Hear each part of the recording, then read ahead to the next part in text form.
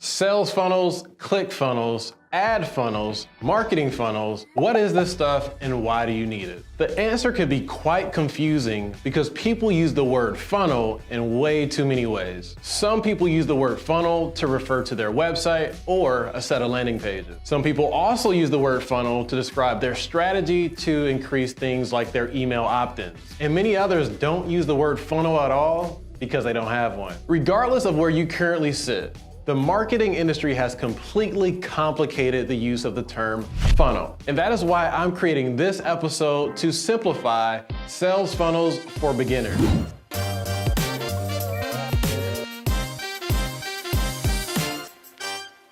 Hi, my name is Sherman with Life Marketing, a digital marketing agency that helps small businesses grow. Today, I'm going to fully explain what sales funnels are, show you a specific sales funnel that converted me, and go over all the elements of different types of sales funnels and everything you need to know to begin creating your own sales funnel. By the way, if you're new to our channel, please subscribe to our page so you don't miss out on future episodes that can help your business grow. Also, if this video is valuable to you in any capacity, please help me out by smashing that thumbs up button below. As a business owner, I can tell you, if you do not get your sales funnel down to a science, you risk the potential growth of your business. At our agency, we talk to business owners every single day. And in most cases, the people we talk to are interested in one thing and one thing only: sales. But interestingly enough, most of the people that I talk to don't even have sales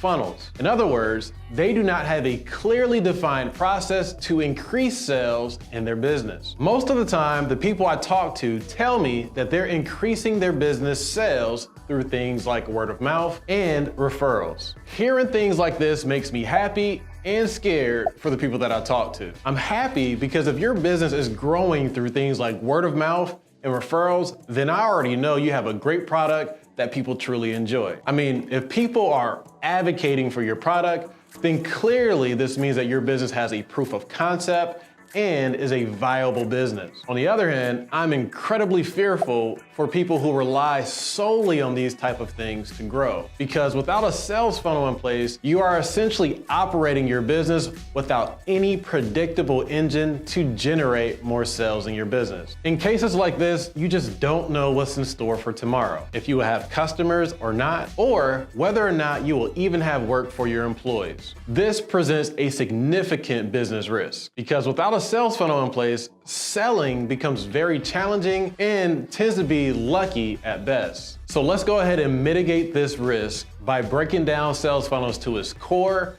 and giving you the essentials you need in order to get started. Okay, so what are sales funnels? A sales funnel is simply the journey a customer takes in order to purchase your products or services. The simplest way to understand sales funnels is to look at a funnel. No, not a sales funnel, like an actual physical funnel. A funnel is traditionally used to channel liquid-like substances into small openings. Typically, it's very wide at the top and gets narrow at the bottom. Now, if we add sales to the front of the word funnel, then this process now refers to channeling consumers into buying customers. Just replace liquid-like substances with actual people, with the end goal being them pulling out their credit card and buying from you. Now, the higher people are in your sales funnel, the less likely they are to buy from you. These are normally people who are simply aware of your business or interested in a topic that your business is engaging in. Now, the lower people are in your funnel, the more likely they are to buy from you. These are people who are specifically interested in buying your product or service. Now, fundamentally, a funnel is very wide at the top and narrow at the bottom. This is true regardless of if you're selling an e-commerce product, baking a cake, or offering a professional service. This funnel feature is important for you to know because what this really means for sales funnels is that only a small percentage of people who enter your funnel will end up actually buying from you. I repeat, only a small percentage of people who enter your funnel will actually buy your products or services. This is why sales funnel, or any funnel for that matter, is wide at the top and narrow at the bottom. Therefore, in order to increase your sales, not only do you need to have a sales funnel in place, but you also need to have enough volume of people in your sales funnel in order to start cranking out sales. The more people you have inside of your sales funnel, the more likely you are to convert new customers. Many of the people I talk to that are not seeing sales either A, do not have a strong sales funnel to begin with, or B, do not have enough people in their sales funnel to start converting customers. So now that you know what sales funnels are, let me show you a sales funnel that converted me. So a few years ago, my wife and my partners co-founded a sister company to Life Marketing called Life Accounting,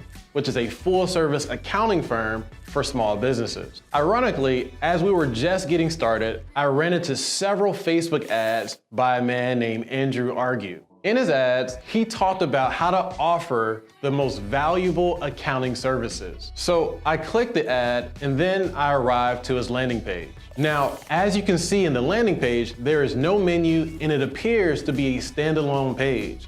There is only one call to action, which is to sign up for his free training. He does this because I assume he does not want my attention to get diverted to something else, which may result in the failure of moving me down his sales funnel. Obviously, I see what's going on here, but ultimately I don't care because I truly only want the value he's exclaiming in his Facebook ads. So I enter my information into his form and it immediately redirects me to his free training. As you can see, the free training is step 1 of 3 in his process of converting me into a buying customer. In other words, he assumes that people who watch his full training will be more likely to want his program. Step 2 of his funnel is for me to enter in my information to apply for his program. Obviously, using words like apply implies that there is some level of scarcity in the program, which is a great tactic to motivate people to move them further down his sales funnel. And finally, step 3 of his funnel was for me to schedule an appointment.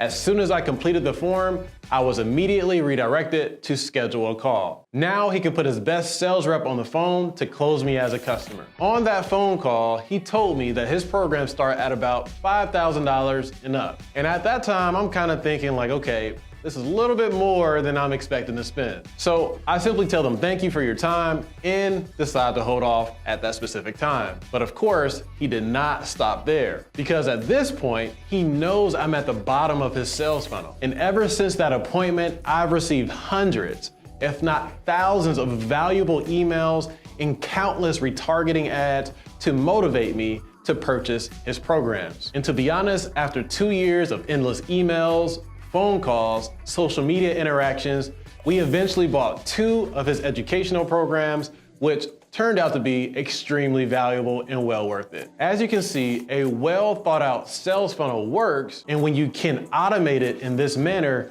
you essentially develop a predictable sales engine that can grow your business. So now that you know what sales funnels are, let's talk about the steps inside of sales funnels. There are a few basic steps inside of any sales funnel. Number 1, awareness. Number 2, engagement. Number 3, conversion. And number 4, advocacy. In short, people must first be aware of your business to even consider buying from your business at any point in their life. If they aren't aware of your business, then you're in trouble. You can increase your awareness through things like digital marketing activities like SEO, content marketing, digital advertising, and so on. In the example I just provided, Andrew uses Facebook ads to increase his awareness in his sales funnel. Now, secondly, aware people must engage with your business. Engagement is necessary in order to establish a true connection with the people who are now aware of your business. Engagement builds trust, credibility, and positive emotional triggers that ultimately influence people to buy from your business. You can increase your engagement through adding value to your audience, which is most commonly done through content creation, like videos, blogs, or anything that helps your audience. This value exchange moves them down your funnel. In the example I provided, Andrew uses video and webinars to engage people in his sales funnel. Next is conversion. You can start selling to people who are deeply engaged with your business. And chances are, you will have a better chance at converting this group of people than complete strangers, which is why this funnel works so well in the first place. Engaged users have higher conversion rates than unaware, unengaged audience. You can convert your engaged audiences through email marketing, retargeting ads, and through your website. In the example I provided, Andrew heavily used email marketing and retargeting ads to bring me down his funnel. And lastly, you have advocacy, which is when your products and services delight your customers and they become advocates of your brand, ultimately resulting in more word of mouth and awareness of your business. In addition, your brand advocates will be more likely to convert on upsell opportunities that exist in your company. The simple fact that I am referencing Andrew without any ties to his business at this point shows you that advocacy really works. Now, there are different types of sales funnels. So let's go ahead and discuss what may work best for your business. The steps I just gave you are consistent for just about any sales funnel, but the specific quantities and methods you use will ultimately depend on your unique business type. For example, Andrew has probably sent me over 500 emails inside of his sales funnel. But does this mean that you need to send 500 emails to people inside of your funnel? Probably not. The funnel methods you deploy will depend on your unique business type or industry, price of your products, and your sales cycle. Let's start with your business type. Now, there are many business types, but to keep this episode very simple, I categorize the type of sales funnels into the following: e-commerce products, professional services, and brick and mortars. For example, here's an example of an e-commerce sales funnel used by Boom by Cindy Joseph that resulted in over $40,000 in sales. For context, they sell beauty products and they use Facebook and Pinterest ads to create awareness, which drove traffic to one of their blog posts. The blog post engaged them by providing beauty tips, and eventually the post linked to their store and product pages. Now, because their products are relatively inexpensive, they can move people down their funnel without requiring email opt-ins to view specific content and without sending 500 emails. However, this does not mean that email is not needed in your sales funnel. Email is still very effective, and even they still try to encourage people to join their email list through discounts, promotions, and other tactics. Though to be honest, I doubt they send emails in the same frequency or manner as Andrew did in the example I provided. Ultimately, the type of business you have will influence how you customize the specific steps to move people down your funnel. Now let's talk about how pricing comes into play here. When it comes to pricing, typically the more inexpensive your products are, the less steps you need in order to motivate people to buy your product. As a rule of thumb, the more your product or service costs, the more value you are going to have to create in order to motivate people to buy from you. Now, value can come in high quality or quantity, but ultimately it's up to you to determine the appropriate ways to create value to motivate purchases. In addition, your sales cycle and the time it takes people to buy your products or services is also very important. If it takes a long time for people to buy your product, then you will likely need to add that time lapse into your sales funnel and plan to communicate with your leads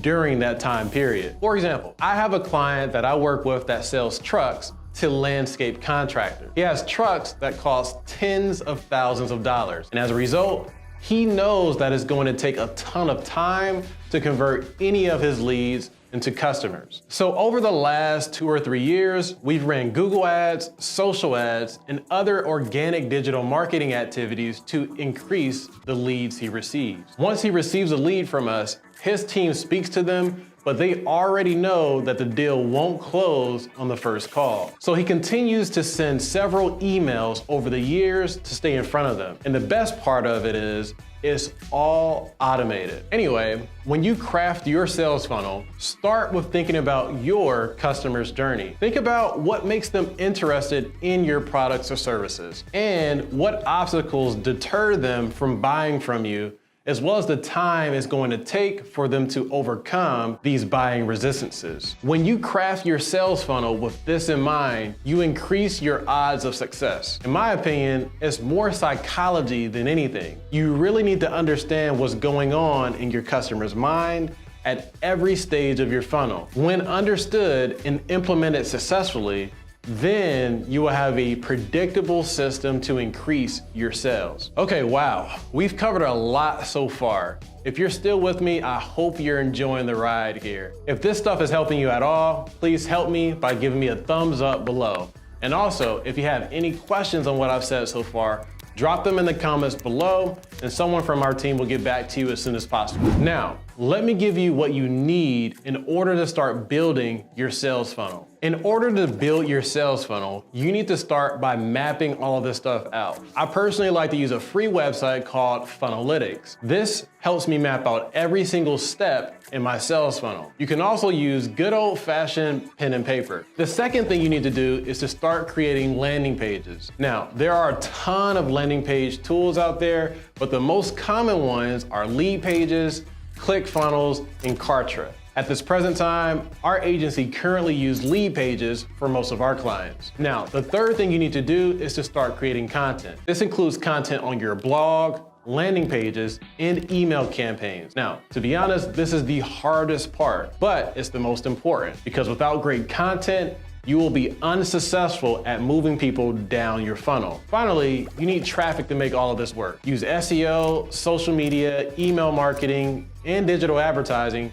to get in front of the right people. As I've said earlier, most people fail at increasing their sales simply because they do not have enough people inside of their sales funnel. Build a healthy amount of people in your pipeline and tweak your sales funnel as time goes on to have the best chance at increasing your sales. Now that you know what to do, let's go ahead and summarize this video so you can get right to work. In today's episode, we defined what is a sales funnel. A sales funnel is simply the journey a customer takes in order to purchase your products and services. We then went on to define the steps that every sales funnel should take. Every sales funnel must have a process to make people aware, interested, and engaged, and ultimately convert people into sales. If you fail at any one of these things, then your sales funnel will not work. Then we discussed how to customize your sales funnel. Your sales funnel should ultimately be customized by your customer needs,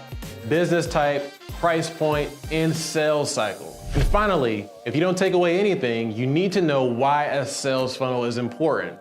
Your sales funnel is important because without it, you do not have a predictable way to grow and scale your business. All right, that's it for today's episode. If this video helped you in any way, shape, or form, I do accept tips. All you have to do is hit the like button for me below, and I'd greatly appreciate it. Oh, and be sure to subscribe to our channel so you don't miss out on any future content that can help your business grow. I'll talk to you soon. The ClickFunnels free trial is in description so you can get started on everything. Check it out.